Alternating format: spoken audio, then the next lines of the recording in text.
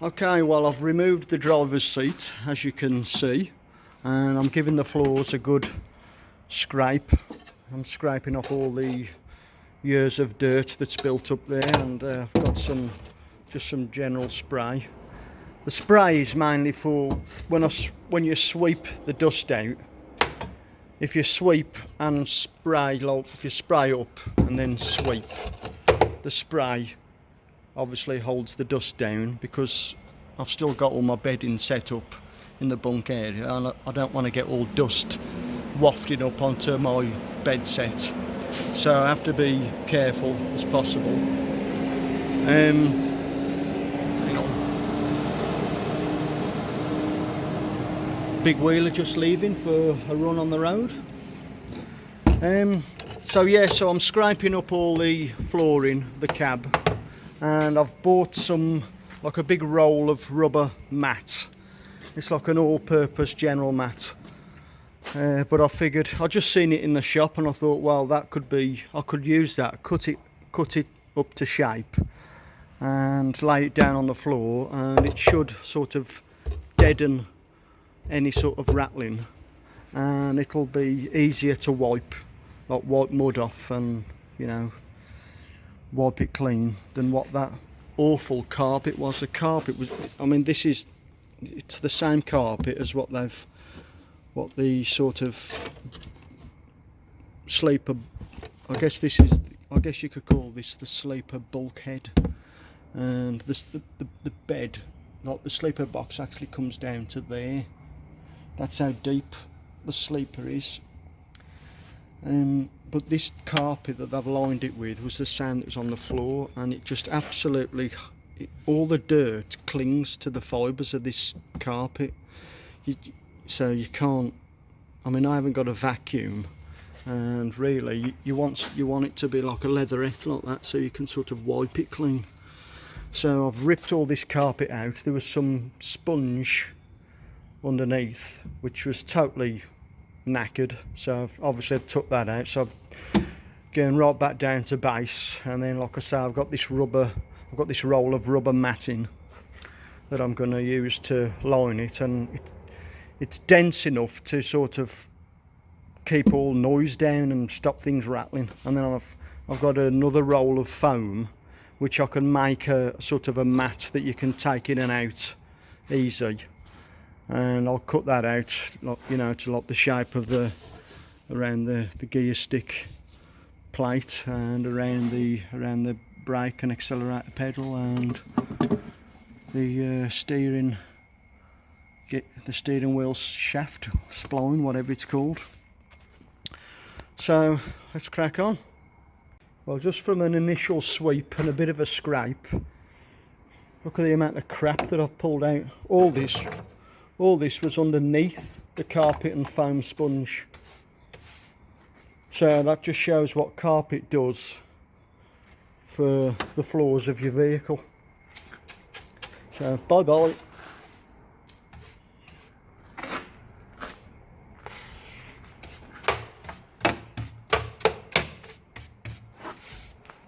So it's not perfect yet, but I've got to get the scraper in around the pedals. There's still quite a lot around there, and I think what I'll do, once I've scraped the bulk of it out, I'm going to soak the whole floor, leave it for a few minutes, and then that should loosen it up, and then I'll be able to agitate it with the brush and sweep the rest of it out. And then, I mean, it hasn't got to be polished perfect, has it? So once I get that out, I'll cut the rubber mat up. Look at all this years of crap that's coming out from beyond the pedals now.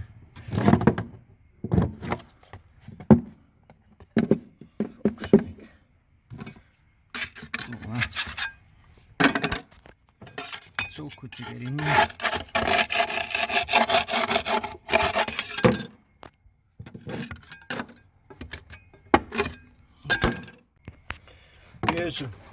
Years of dirt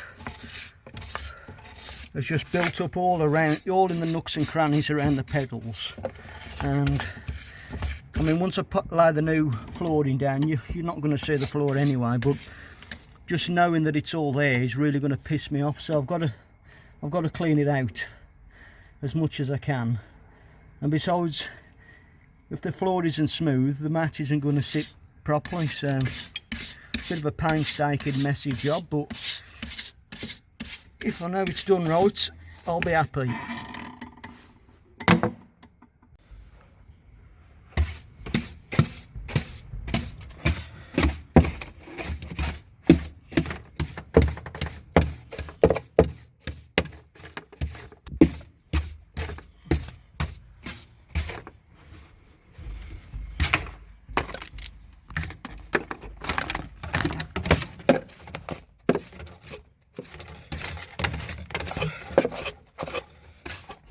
Look, eat your dinner off that floor now.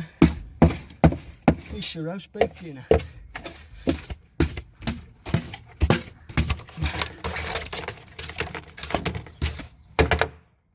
Right, well, I've scrubbed the floor up as best I can, and I've now moved on to the carpet across the doghouse, and I literally just had to tilt the cab up, spend 20 minutes underneath with a pair of long nose pliers. I had to pinch the thread. Well, there's the little bolts, or sorry, the little nuts. I had to pinch the thread with long nose pliers just there, the end of my fingernail. Grip them as tight as I could, so the whole bolt wouldn't turn round and round, and then put a spanner on the little nuts and take them off. All that just to get this plate off. But the plate itself is going to be useful, because I figure that, hang on, let's get that last bolt in. Another caveat to this video is, now that I can lift the carpet up, I can now access the washer bottle or the washer jet lines, and the washer jets are air operated, and up on the controls here, this is your wiper, left side wiper, and that's the right side wiper. They work independently, all on air, and this is the washer button, and you push that in and it sends a charge of air down one of these lines. I think it's the clear one that it sends the air down, and then the washer fluid or water, whatever you got in your washer bottle, is forced back up that line. But a few weeks ago, when I had the entire air vents, like the air vent system apart, because it was all broken, I made a video about it. When I repaired it and fashioned my own with wood, I think when I put it all back together, I might have accidentally pinched one of the lines. I think I've pinched the line that carries the fluid back up to the jets, because when you push that button, the fluid washer bottle, or like the reservoir bottle, was pressurising, and the jets wasn't working, and the top was popping off the pressure bottle, and all the bloody fluid was bubbling up. So I think it might be something to do with these vents, so I'm going to have to get these vents out as well. But for now, let's carry on with this shitty carpet. Another self-tapper. I must have pulled about 100 self-tappers out this pissing lorry so far. Flipping horrible. Right, come on. Oh dear, oh dear. No. It's disgusting under there, disgusting. No wonder every time I tried to clean the cab out, I'd blow it with the airline. I got both doors open, I'd have the wind blowing straight through the cab. I'd get the airline and blow all the dust out with the wind. No matter how hard I tried, I could not get the cab to stay dust free. And this is why. this carpet and this shitty flooring and this horrible brown stuff is hanging on to all the dust. So I've got to be careful how I take it off, because like I say, I've still got all my bedding is still made up behind.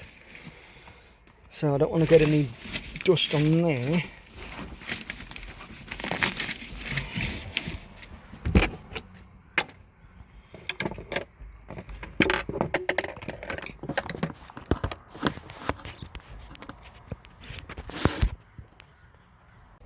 Right, after lots of grappling with rusty nuts and bolts, the passenger seat is about to come out.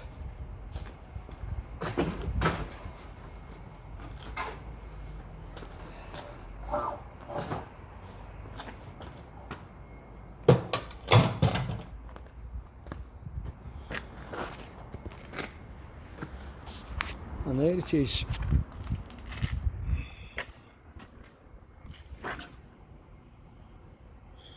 So I've still got to get this carpet out. Looks like I can access it easy enough from behind these air vents. And just put the carpet up quickly. It looks like it just needs a sweep really, doesn't need to get the scraper in on the floor. So this side should be a lot easier than the driver's side. And then we can get to the fun part of cutting the new mats out, laying them all in, and obviously I've only got to bolt the driver's seat in because the passenger seat isn't going back in. I'm going to put a nice big fridge here instead. Right, carry on. Right, so now I'm doing the last few screws and taking out the last remaining piece of shitty carpet.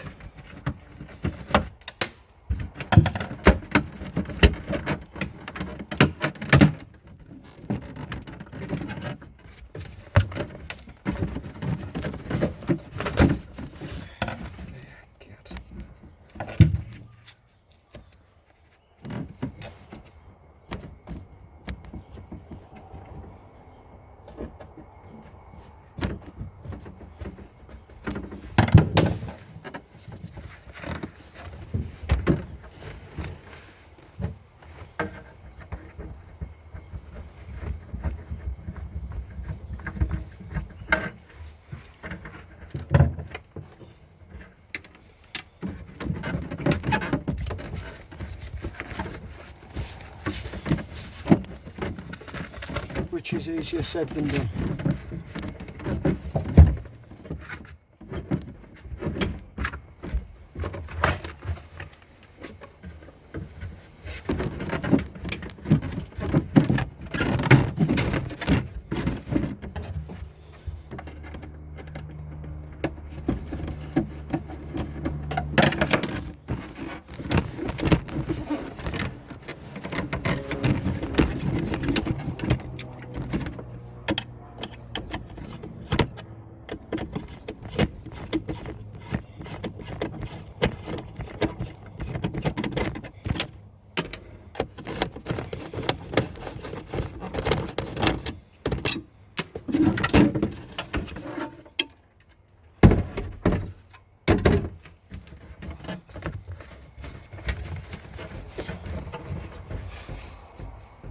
As with the other jobs I've done, this job has now snowballed into half a dozen other jobs, and I've now moved on to the odd fan that seems to not work from the switches on the dashboard, and I've always said to myself I'll get round to investigating it, and today is now the day. And what spurred me on to do it is, whilst I'm ripping this awful shitty carpet out,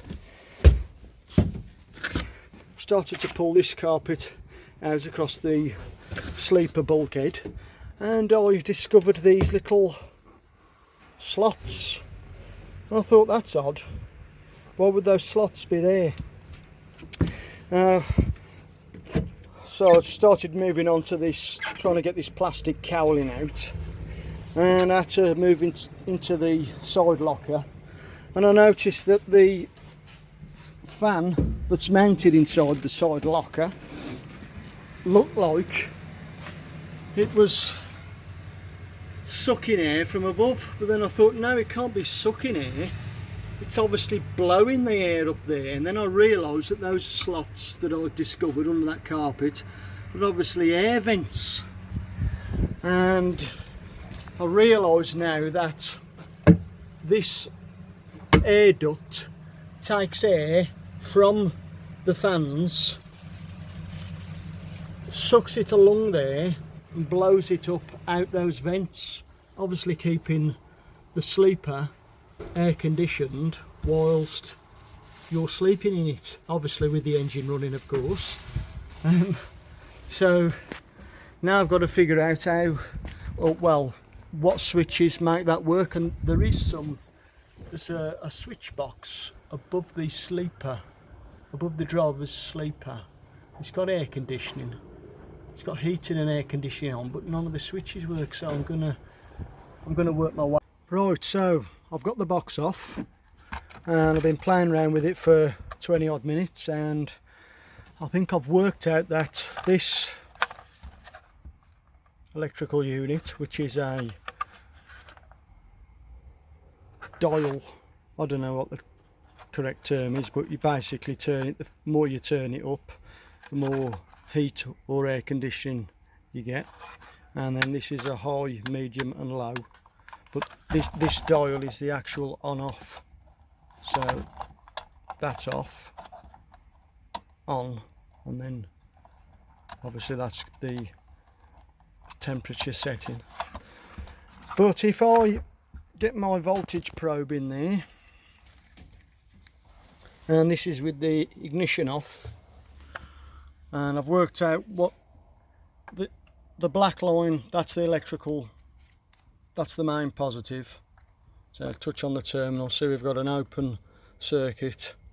Now if I turn the ignition on,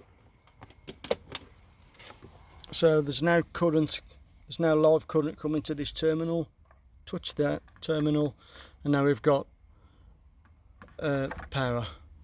So if we then touch the other terminal, you can see we have no power. So if I just turn that switch on the back, so we turn it on, so now it's switched on, and we touch that terminal again, still nothing. But if I put power to it with the probe, still nothing. But if I switch the little switch to low, you should hear something. Okay, so open circuit, power. Right, so that's that. Now but it's not working on its own, I have to override it with power. But if I turn that dial up almost to the top, it comes on its own. So that's telling me that there's something wrong with that, and none of the other settings will work on their own. If I hotwire it, so to speak, put the power to it myself, nothing. That's on medium set. Right, I've got it all back together. I took it all apart, I stripped it down, I opened the switch up inside. The rockers seem okay. Obviously I couldn't strip down the other switch, I don't know what it is. I didn't even bother taking a part number. I mean, I've got it all back together, it seems to be working alright. Switch the ignition on. It won't work until you turn the dial all the way around.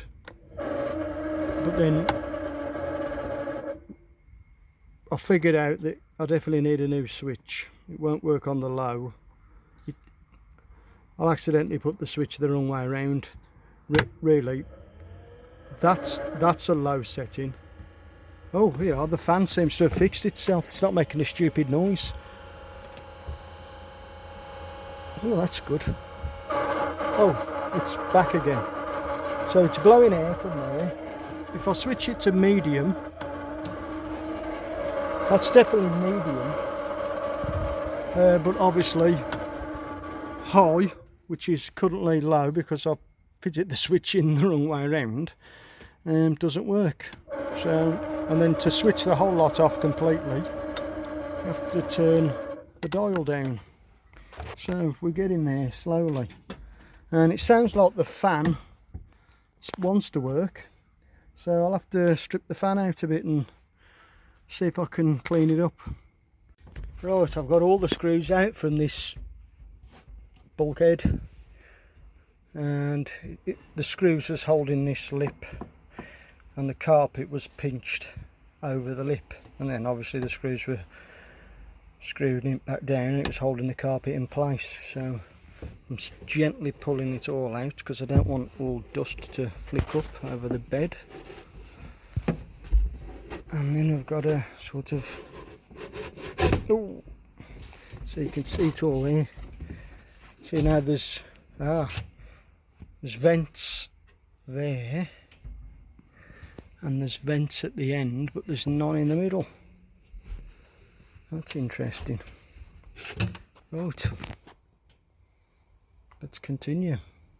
So I just wanted to do a final video on